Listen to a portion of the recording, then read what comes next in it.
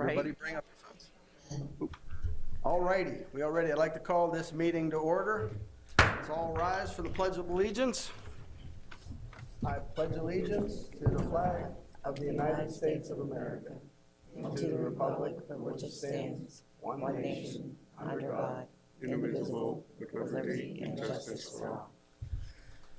So this is the Gateway Board of School Directors regular board meeting, Tuesday, January 18, 2022. May I hear a roll call? Ms. Isha. Mr. Bova. I am here. Mrs. Cerruti. Here. Mrs. Delaney. Here. Mrs. McBride.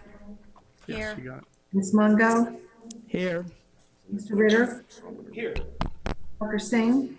Here. Mrs. Warning. And Mr. Williams. Here. Thank you, ma'am.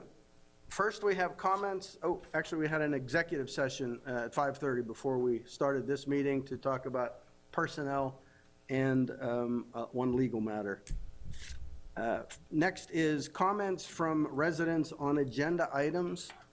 And we have one from Jeanette Beagle, who is not able to be here. So she has asked this to be read, which I am going to do. She has questions about agenda item F, section F number 2, which is, I had it, it's gone now. Special Education. Right. Thank you. So her questions are, what is the Professional Education Steering Committee? What are the goals of this committee? When was information given to the parents and community about this committee and how to become involved?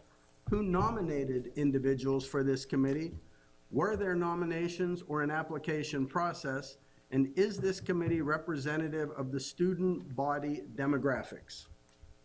And I believe we had sent that question off to Mr. Rossi, or Dr. Rossi, Yes. but only moments ago. So has he had a chance to? Dr. Rossi, are you with us? Yes. Would you spend just a couple of moments answering the questions from Mrs. Beagle concerning the Professional Education Steering Committee and the rationale for this? Well, the Professional Education Steering Committee is a subcommittee of the district's comprehensive plan. So it's a PDE, Pennsylvania Department of Education, activity that we are required to do. And again, it's a subcommittee of the district level committee. The goals of the committee really is to enhance professional practice for teachers and staff. We developed an action plan with measurable goals. The whole idea is really to solicit feedback, collaboration, and do a needs assessment. Information was given to the principals. They determined who would, they nominated a person to represent their buildings. The PDE kind of outlines who's on the committee. So for instance, the teacher representations are chosen by the teachers, divided amongst the buildings. Same thing for educational specialists, administrative representation, business parents, and local community representatives. And the comprehensive plan is due in November of 2022. So it usually takes a good full year of planning and meeting with all the constituents and developing goals, et cetera. So just that information for everyone. All right, thank you. I believe, did anyone sign up, Scott? We don't have a sign-up sheet here. Well, then that makes it easier. Just kidding. Anyone have anything they wanted to say on agenda items? Nope. Excellent. At this moment, I'm going to hand this over to Mr. Ritter because I've been talking all day and I'm not sure my throat will get through another 40 minutes of chatter. Very good. Thank you, Mr. Bova. So in section A, we have minutes of previously held meetings. These are found out there on the Gateway website. We have 3 minutes that we could review. That's the reorganization meeting of December 7th last year, the regular board meeting of December 7th last year, and the special board meeting of December 22nd last year. Looking for a motion to approve. So moved. Second. That was moved by Mr. Williams, Bonnie, and seconded by Ms. Mungo. Any discussion? Thank you. Acclamation by all, approved, yes? Yes. Yes. Yes, thank you. Okay, let's move on. Section B, the financial report section. This talks about the money situation in the district. Mr. Schott, are you available for us, please? Yes, I am here, sir. All yours. Thank you. All right. Thank you, Mr. Ritter. Section B, financial reports. Resolved that the Gateway Board of School Directors approve sections B1 list of bills, B2 financial reports, and B3 budget transfers as listed in section B at the Tuesday, January 18th, 2022 regular board meeting. Very good. I'm looking for a motion to So approve. moved. Scotty, Second. Mary Beth, first and the second. Any discussion on this, folks? Any questions? Ms. Isha, did you get that? Scotty Williams made the motion. Mary Beth Cerucci seconded. Yes, I did. Thank you very much. I'm doing that every time now, Bonnie Isha. You better. Very good. Are there no discussions? Questions? Very good. So Bonnie, could you conduct the vote for us, please? Sure. Mrs. Cerucci, Aye. Mrs. Delaney, Aye. Mrs. McBride, Aye. Ms. Mungo, Aye. Mr. Ritter, Aye. Dr. Singh, Aye. Mrs. Warning, Aye. Williams, Aye. Mr. Boba. Aye. Thank you. Now, Mrs. Crump, we have section D coming up. This is talking about the personnel here at the Gateway School District, people coming and going. So could you lead us through this, please? Yes, sir. Thank you, Mr. Ritter. Resolved that the Gateway Board of School Directors accepts and approves the personnel agenda items 1 through 4 as listed in section D for the regular board meeting of Tuesday, January 18th. Under resignations, we have 4 names listed. We would like to congratulate David Smith. He's the custodian at University Park who turned in his intention to retire at the end of next year. He has been with us for 15 years. So we congratulate him on that. Under leave of employments, we have 4, leave of absence, I'm sorry, 4 names listed who completed all the documentation. Transfers under the collective bargaining agreement, there are 4 names listed who are transferring positions within the bargaining unit. Under section 4 for employment, we have 4 names listed in different positions. We also have the student worker being approved, Conrad Cook. We ask the approval of the athletic event workers listed and also the supplemental contracts. Under section D, we have 2 volunteers listed. Very good. Looking for a first and a second on this. So moved. Scotty moves, Second. Val seconds. Bonnie, that was Scotty Williams with the motion, seconded by Val Warning. Thank you. Any questions or discussion, folks? I have one. I'm going to abstain from 4B. My brother Joe Ritter is related to me, and he's going to volunteer to be an athletic worker on the track team. So I won't vote for him. Very good. Any other questions or discussion, folks? If not, Bonnie? Okay, we'll call Mrs. Delaney, Aye. Mrs. McBride, Aye. Ms. Mungo, Aye. Mr. Ritter, Aye, except for 4B. Dr. Singh, Yeah, aye. Warning, Aye. Mr. Williams, Aye. Mr. Boba, Aye. and Mrs. Cerucci. Aye. Very good. Thank you very much. Now, Dr. Short, section F gives us a chance to hear from the administrative staff about what's going on here in the district. So could you lead us through section F, please? Thank you, Mr. Ritter. Under elementary education, we have Dr. Rossi. If you could take it from here, please. Thank you, Dr. Short. Item number 1 is final approval of policy 918, the Title I Parent and Family Engagement, which is Exhibit A, the Super Kids Reading Program as well. Item number 2 is approve the Professional Education Committee, Steering Committee.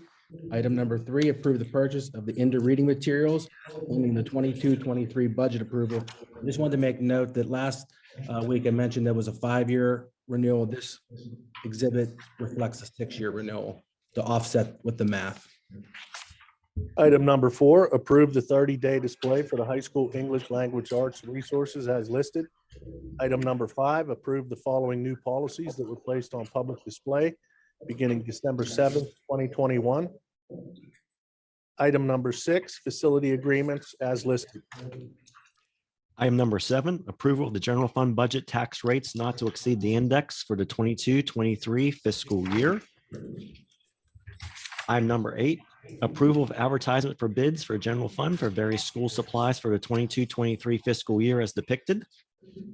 Item 9, acceptance of federal idea Part B pass-through funds, acceptance of federal idea ARP supplemental pass-through funds, and approval of the preliminary idea budget through the Allegheny Intermediate Unit Number 3 for the 21-22 fiscal year as depicted in Exhibit E. Item number 10, accept the following district donations received during the 21-22 fiscal year. The first item, Core Church Holiday Gifts, Danielle Cole Holiday Gifts, Jane's Restaurant Holiday Gifts, Jennifer Hoffner for holiday gifts distributed to needy students, University Park Elementary.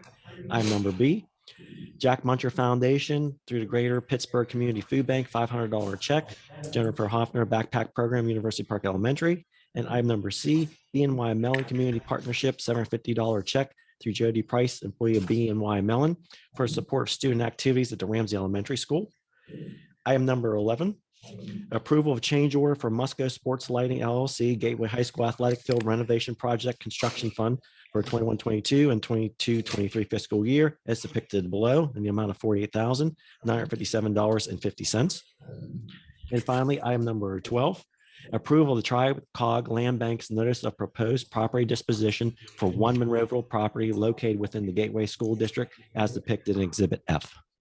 Very good. In order to discuss this, I'm looking for a first and second. I have a question. So moved. Second. First of all, Bonnie, I think it was Mary Beth Cerucci that, Get in there before Susan I got asks you, her made the question. Everybody motion, jumped in at one time. and then Mr. Williams seconded, and then Ms. Delaney has Yeah, questions questions. concerning. I just had a question under the 30-day display for the high school English language arts. When does that 30 days begin and end? On approval tonight, and then that would go through, and I don't have the calendar in front of me, but 30 days from. 30 days tonight, from tonight Yeah, or something? tomorrow. Okay, And everything would be located, the boardroom, okay. In a moment or two, we're going to come to non-agenda items, but before we get there, Mr. Schott, item number 7 is quite detailed. Would you mind giving the folks here a little bit of a backgrounder on the approval of the general fund budget tax raise not to exceed concept? Sure. This is typically an annual resolution that's required by the Pennsylvania Department of Education to be approved by each school board across the Commonwealth of Pennsylvania. Specifically for the district, our index rate is 4.1% for the upcoming 22-23 fiscal year, which means essentially is that the board agrees that if there's any tax increase, it will not exceed a 4.1% increase for the upcoming year. And basically what this enables us to do, what I refer to is to stay on the old pre-Act 1 timeline. Because again, it's so early in the process, the state hasn't even released any of their budgetary numbers yet for our utilization, our own budgeting purposes for our general fund. So again, this is just an annual process that the district has to go through and in preparations for the upcoming 22-23 fiscal year. Any questions? All right, Val, do we have an update from the Tri-Cog? Did we vote? Oh, no, we don't have anything to vote This is on. still the discussion. Okay. portion. No update? Very good. All right. Any other discussion items, folks? Questions? So we're ready to vote on it. Okay. Mrs. McBride, Aye. Ms. Mungo, Aye. Mr. Ritter, Aye. Dr. Singh, Aye. Mrs. Maloney, Aye, except for number 12. Mr. Williams, Aye. Mr. Bova, Aye. Mrs. Frucci. Aye. Sorry.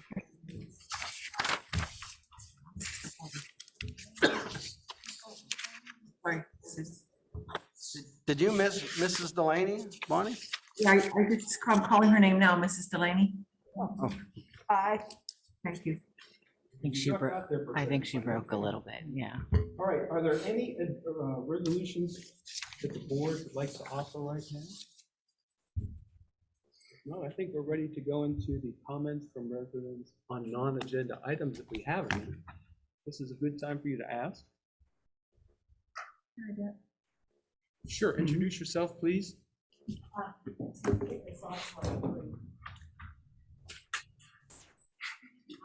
I like this. I remember Rabbi. So I'm really just trying. Let's see. Thank you, John. Cheryl Boyce, I'm Revel. Dr. Short, Yes. English Mhm. is my thing. So I do want to go, and I will call administration, make an appointment, go over and take a look, see, Yes. since that's my forte. Also, I've made this offer before. It's not that I'm looking for something to do. Once I retired, I thought I was going to retire.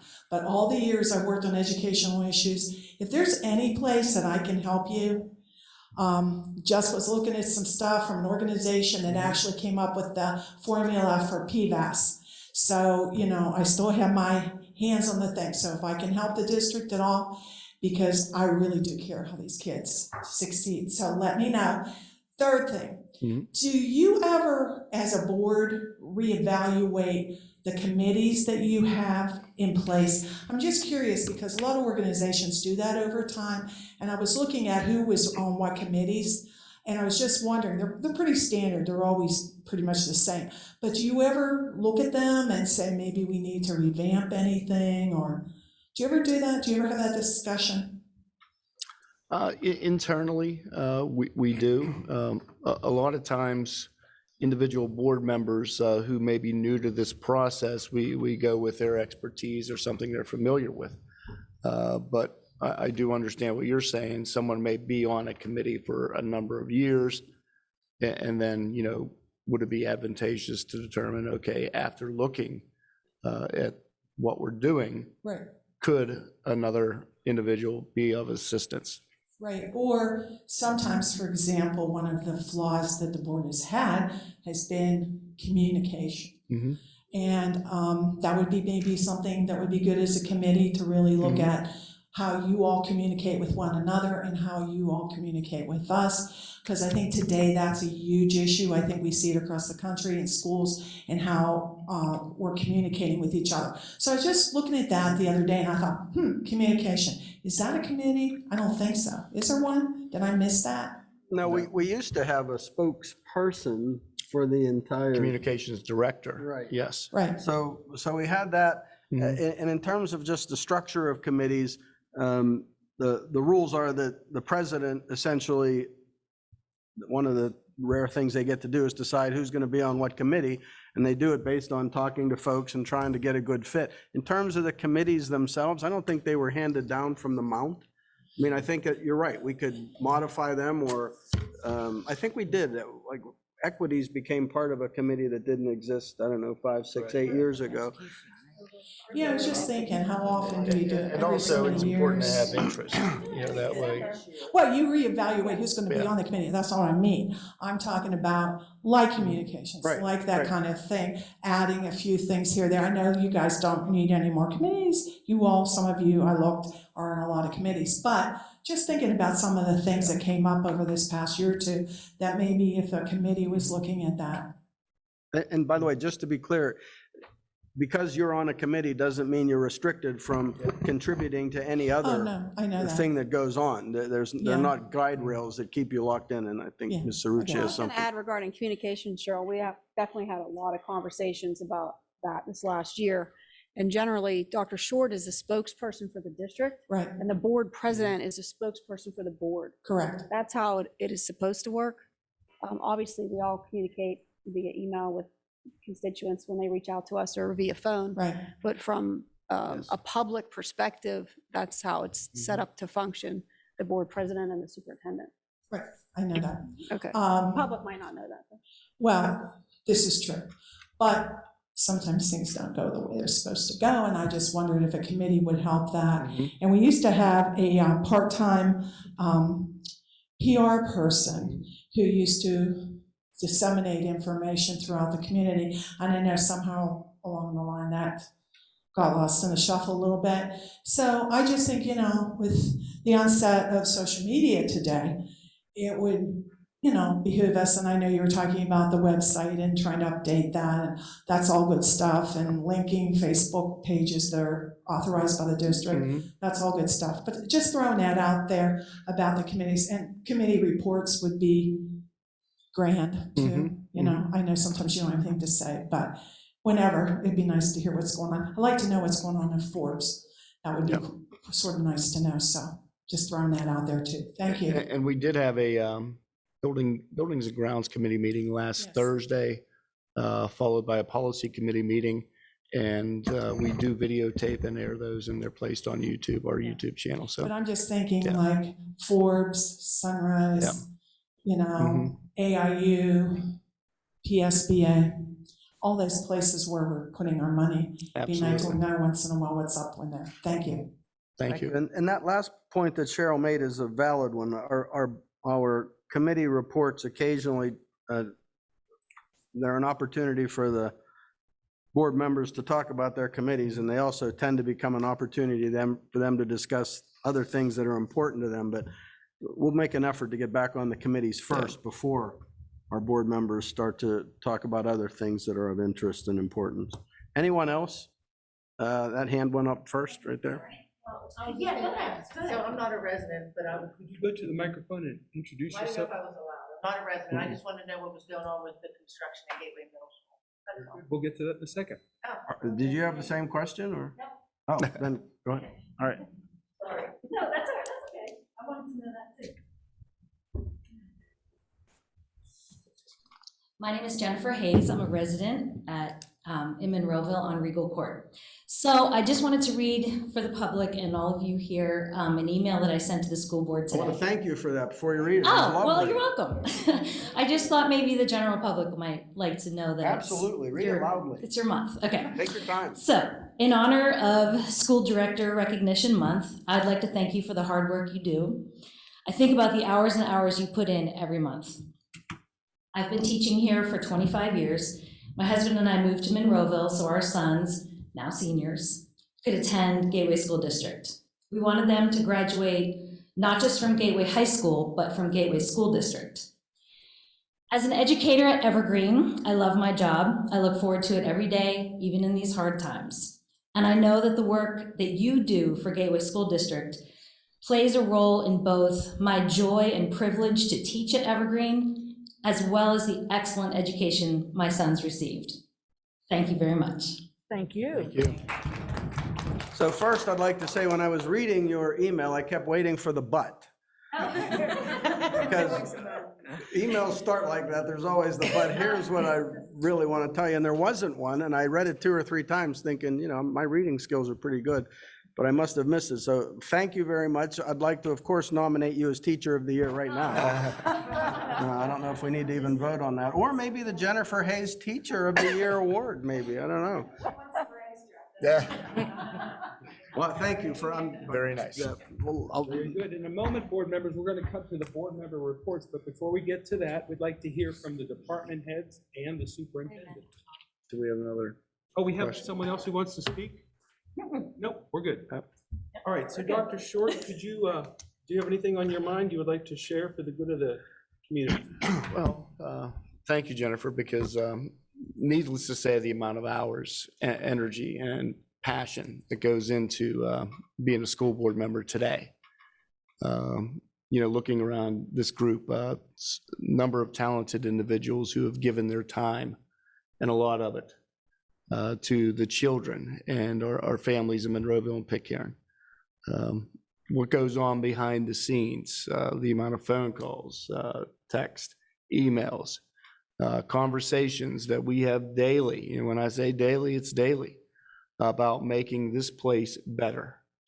And it's one that we never settle on, because we know that we cannot just sit back and on our heels and just acknowledge the work that we've done, because there's so much more to be done. Our kids deserve it. And I've constantly praised the efforts of this board.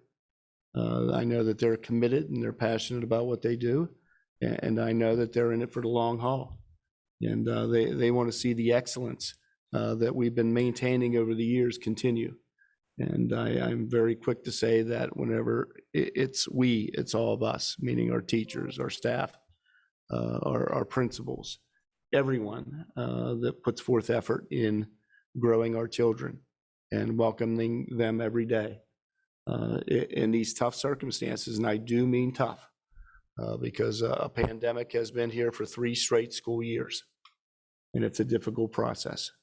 And I know this board has dealt with a lot of issues, and I personally thank them for staying the course, but always recognizing that it's important to hear everyone's opinion on certain things. And that's how we continue to move forward. So thank you from not only my chair, but the entire central office and the entire school district. Thank you for everything you do. Good. So Drs. Roxy and Chakey, we're going to come to you in a second regarding curriculum and school safety, and then we're going to rotate through. We're going to hear from the departments legal, buildings and grounds, human resources, finance, technology, athletics, students, and transportation. So Dr. Chakey and Dr. Rossi, do you have anything you'd like to add to the discussion here? Nothing further. Thank you. Very good. Just got a reminder that kindergarten registration officially opens February 1st. You could please check the website for details. Thank you. Mr. Dice, legal? Nothing further to report. Very good. Bob Brown, buildings and grounds, anything going on? Well, the weather was the big. Tired from plowing. Other than plowing, not a whole lot, but I'd like to express appreciation to all our staff for the hard work they've been doing the last few days to clear that record snowfall. Thank you. And Bob, your team did an excellent job. I was driving around the campus today, and it's amazing how much snow was removed. The roads are clean, salted, and appreciate everyone's work. Thank you. And could you give us a quick report on the renovation occurring at the Gateway Middle School? Well, we are, as Dr. Short stated earlier, the Buildings and Ground meeting of last week is on our YouTube channel. But we're moving forward in many different areas of the facility over there. It's kind of scattered. We run into issues in one spot, we move to another till we get it rectified. So as of now, we're moving forward, but please visit the YouTube channel. You will get a much better overview of what's going on there, especially for the teachers that have spent many years there. It is quite amazing. Thank you, Mr. Brown. Micah was able to do a drone video in 4K, and it's amazing how the aerial views that he's able to show with the renovation. So if you get a chance, go on the site, check it out. Mr. Bova. But most people just want to know, Mr. Brown, are we on schedule or are we on budget? That's essentially it. On schedule and on budget. We're right pretty much where we were expecting to be, We are, right? we're a little behind on our schedule, but we're making it up in other areas at this point. And the budget, that's more of a Mr. Schott question, but we're doing our best to maintain our budget. With a renovation, there are always surprises. So we are working through those. Very good. So Mr. Schott, let's jump to finance and then Trish. All right. Nothing further this evening. Thank you. And Trish and then Micah on technology. Just to advertise that we have several positions open within the district and are accepting applications. If you have any questions, you can contact us in Human Resources or check the website. Thank you. Micah, then Don Hall on athletics. Micah. Nothing at this time. Mr. Hall and then Heather on students. Don Hall.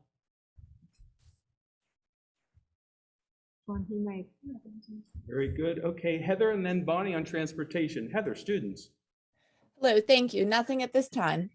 And Bonnie, transportation issues? We just continue to look for bus drivers at the bus company STA if anyone is interested.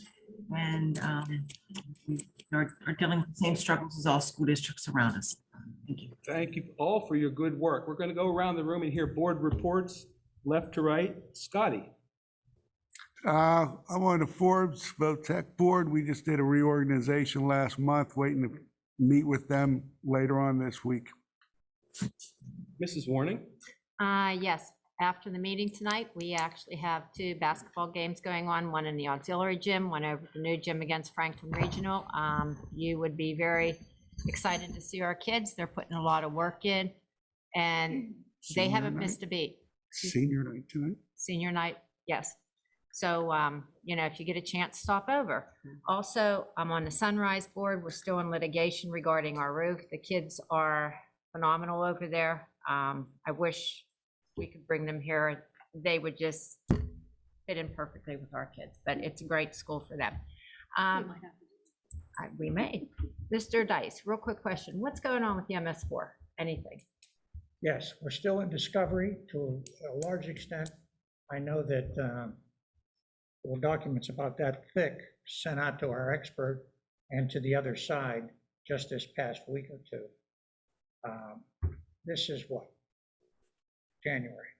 I would suggest to you that this spring, we should be in a position to put the case at issue, which means it goes to trial.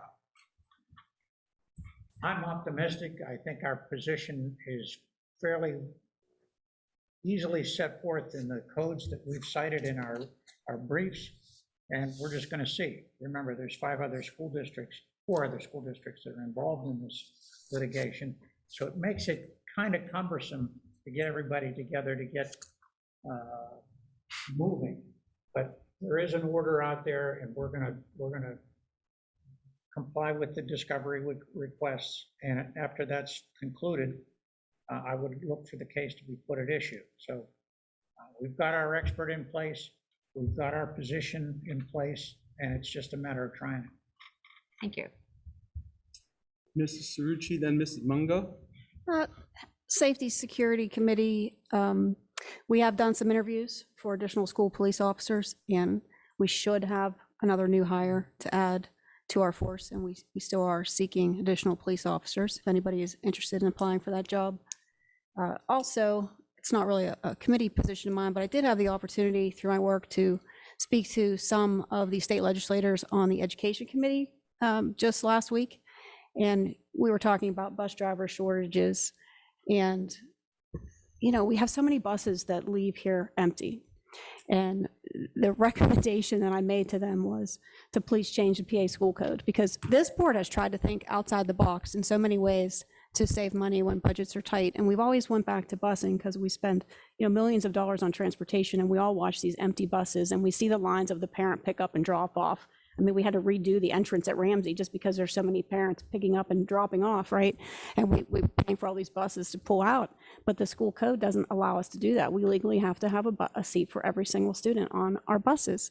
So I pointed this out to some of the legislators on the Education Committee, and it just seems like an easy fix to me. Would you please change the school code and allow parents to opt out of busing?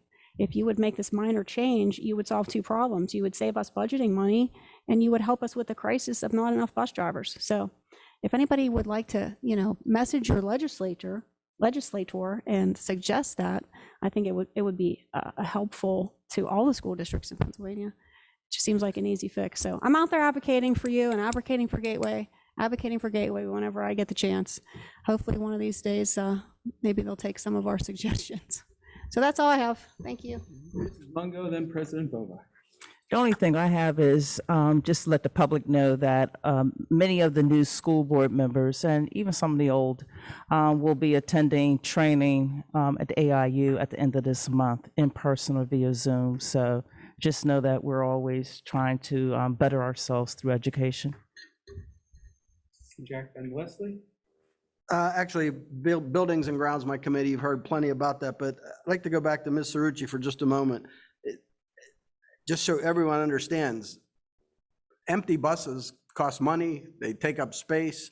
Instead of, like a small bus that would be even cheaper, or a van, which would require a less specialized driver, we're sending out these full-size buses pointlessly. So please get in touch with your legislator. It's not complicated. You can do it online.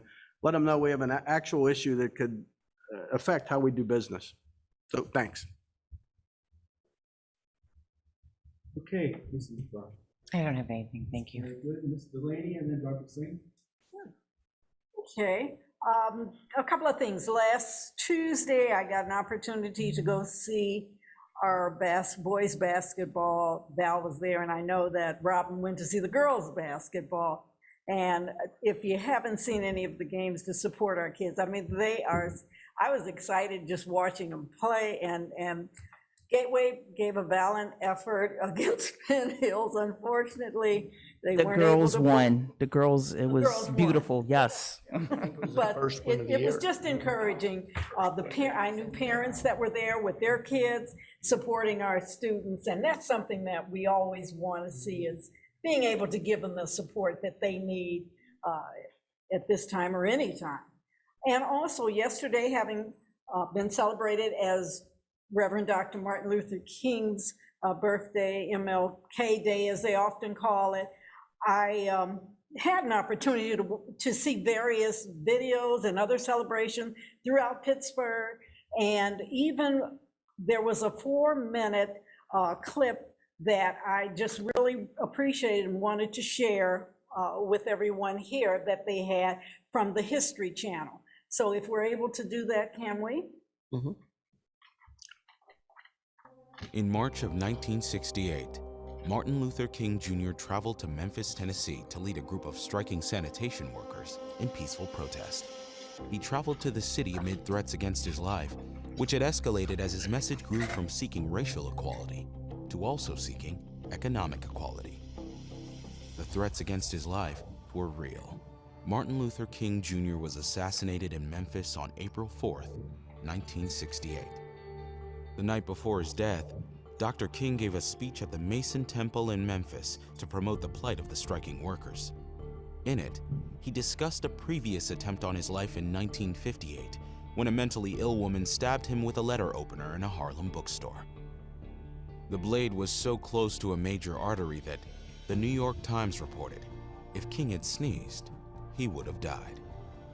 He used that speech to reflect on how happy he was that he had not sneezed, highlighting the great achievements he had witnessed.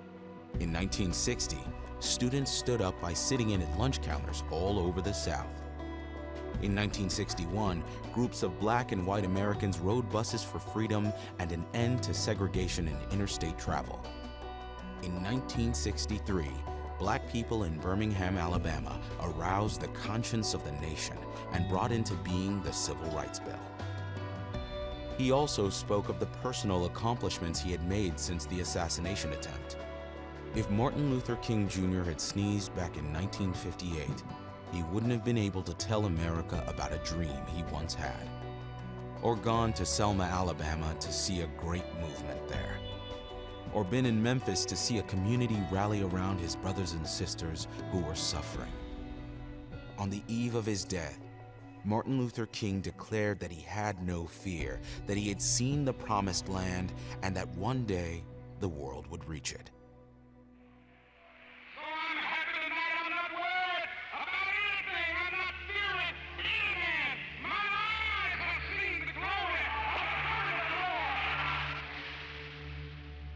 He was killed the next day, shot in the neck while standing on the balcony of his second-floor room at the Lorraine Motel in Memphis.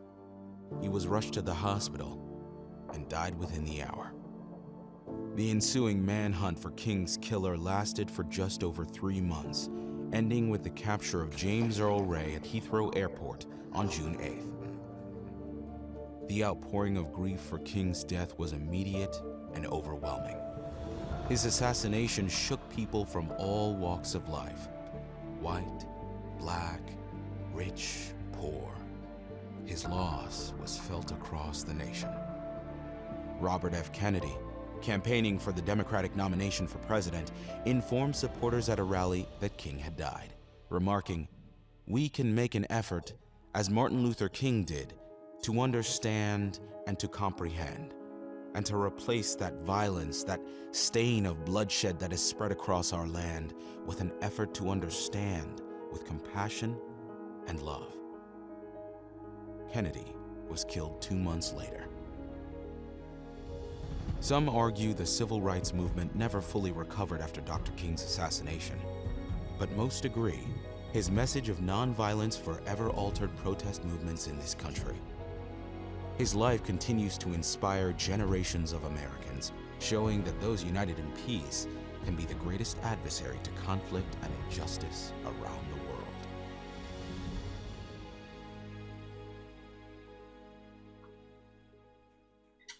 Susan. Very good. Very good. Dr. Singh. Well, I am in two committees, and basically I'm warming up to it. One of it is with you, and governmental, and the policy one with Robin, and we're just warming up. Very good. Thank you. John, I'd like to add one more quick thing. Sure. Everyone's familiar with the I Have a Dream speech, but if you have a few minutes, you should read Dr. King's very last speech. It's got a different tone to it, but it's very instructive. So it's beautiful. But take a couple minutes. That's all. All right, so my report, and then I'll turn back to you, Jack, to close this out. It might be good for us to regularly interact with certain students, to hear from them, just to bring some students here, maybe congratulate them, hear about some award or some challenge or something that's going on with the students. So I'm inviting all the board members, as you interact with the students from time to time and you see somebody that might be make a good, quick 2, 3, 4-minute presentation, please just send them Jack's way and we'll put them on the agenda and we can hear from the students, okay? The other thing is the Southwest Pennsylvania School Transportation Chapter meets monthly. They're gonna have a meeting pretty soon. They're looking for an expert speaker regarding advanced bus-related global positioning system and bus tracking technology. So they think there's an expert out there that would like to hear from them. So Bonnie, if you know of anybody that could speak to this, that would be a tremendous help to this chapter. I attend monthly these meetings, and they're always looking for ways, like Mary Beth said, to fill up the school buses, to keep them safe, to keep them on time, and electronics and technology can and should be able to help. The question is, how do we do that? How do we do it in such a way that it's affordable and protects the privacy and security of the students, et cetera, et cetera, et cetera. 1,000 things to think about, and global positioning is one of them. So I'll bring a report back on what happens at that meeting. And Jack, that's all I have. Yes, ma'am. This is Isha. Yes. Since Mrs. Cerrucci was talking about the buses, do you have cost per bus, big, small, just to give the taxpayers an idea of what we are putting out for our bus transportation? Yes, we operate running 30 full-size buses, which cost us about $300 a day per bus. And we are operating with 38 small buses, which include half-size buses or 7 or 9 passenger minivans. And they run just a slightly less cost than the full-size bus, but this does service 68 school districts, which I just counted the other day, that we do transport students to. And each of those full-size buses have a 3-tier system. We run a high school, a middle school, and an elementary run. And there could be a variation of, we could have 60 kids on an elementary run, and we could have 30 on a high school run. So it depends on who's in what sports. You may be seeing the buses in that way and seeing them as empty. But there are points in the day where we're running to capacity, which we like a 48 capacity. That would be 2 per seat, but we do in the elementary run levels at about 60 kids per vehicle. So we are loading them up, and the state does report. When we do our end of the year reporting, they do average number of students assigned, and that's how we base it off the largest load of the day. And roughly, Bonnie, what is the cost of our transportation budget? Our budget is running at 4.4 million. Thank you very much. So Jack, before I turn it back to you, I'd just like to say I've been working on a SHIFT project for a few years now. Dr. Short was opening the door to help us meet with some experts regarding school health innovation framework leveraging technology. I am one of the EHR work group co-chairs on HL7, and this is one of the triannual working group meetings that we're having this week. And I mentioned it again to the international folks who attended about the SHIFT project. Many people are interested in it, but let me just talk about one aspect of school health innovation framework leveraging technology. On a school bus, school buses have GPS and they have camera and they have knowledge of which students and which drivers are on there, the medical restrictions, et cetera, the location, the weather report. There are a lot of pieces of information that are out there right now. And for some clever vendor who could be creative in coming up with advanced uses of that technology, I'm sure that schools would be interested in buying it if it were priced correctly. For example, all the following technologies that I'm about to mention exist. If a school bus is driving down the road and falls over on its side, maybe a flat tire or something, it falls over, the bus could notice it's not supposed to be on its side. It could launch one of those helicopters out.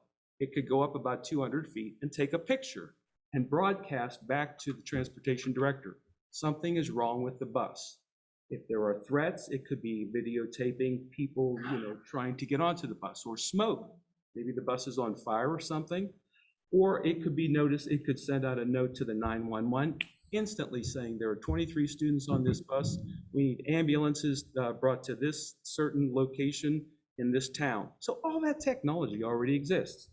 If a student needs a certain inhaler or a mask or a medicine and it knows the pharmacy is a half-mile away, it could fly right to the pharmacy, pick the medicine up, bring it back. By the time the ambulance arrives, they can inject or give the student the medication that they need. All these technologies exist, right? So this is just one aspect of the 30 or so stakeholders that are wrapped up in the School Health Innovation Framework leveraging technology. In other words, we can and should be doing better. Technology can help, but the schools need to declare what our needs are, what our requirements are, what our safety, privacy, confidentiality, security requirements are, so that clever vendors can do clever things to help the staff and the students. So just wanted to make that quick report, Jay. Thank you, Mr. Ritter. I do have a question. I think we had talked about contacting our local legislators and expressing our concerns with these empty buses. Is there any way, or are we allowed to put a template out there where people do not have to create this letter and they can take that template and fill in their information and then submit that to their local legislator? Are we allowed to do that? So Monroeville's state representative too is Mark Hosick, and our state senator is Jim Brewster. So there's a letter that was already Good idea. generated where if we're allowed to do that, it might make it easy for someone who doesn't know how to put the words together. Make it really simple. You can get more people to push those letters out and get people to listen. Absolutely. Good idea. Thank you. Or a board resolution that would oppose the current policy and then have a number of board members and constituents sign it as well on the district website by checking a box or listing their name. Very good. All right, very good. Do I hear a motion to adjourn? So moved. Second. Bonnie, that was made by Mr. Williams and seconded by Ms. Mungo. Very All in favor? Aye. Thank you, everybody. Thanks for coming out. Stay warm. See you.